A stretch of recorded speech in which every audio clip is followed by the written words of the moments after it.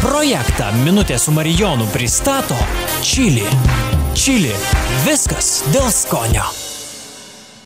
Kuo tu norėtum būti? Pasirink. Nervingu genijumi ar laimingu durneliu? Aš kartais pasijuntu ir to, taip kad gal kartais vienas nuo to netoli. Aš labiau būčiau nervingas genijus, jo. Labiau norėčiau, nes laimingi durneliai man primena pudelius šunis, o tai yra blogai. Aš būčiau rašytojas.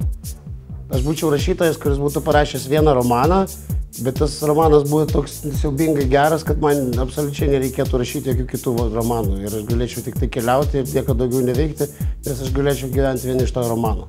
Iš jo leidimų, perleidimų ir užperleidimų. Šiaip koncerto dieną viskas prasideda labai paprastai. Tu vaikštai iš kampo į kampą ir rūkai. Greičiausiai taip. Ne, po koncerto lengva, nes paprastai ką. Tada tu išgeri šlakelį viską, tu esi patenkintas, tu esi laimingas, jeigu gerai viskas praėjo. Ta prasme, tave įveikti 3 faktoriai gali. Ta prasme, tu nebegali padainuoti. Antras dalykas, tu miršti. Trečias dalykas, tu pasidarai siaubingai niekam neįdomus. Taip kad, kai ateis tie dalykai, kažkuris iš jų arba visi kartu, vadinasi, tai baigsis. Kiek laiko užtrunka parašyti dainą? Labai vyriai. Kartais jinai gali tau gultis labai greitai, per, ką žinau, porą valandų.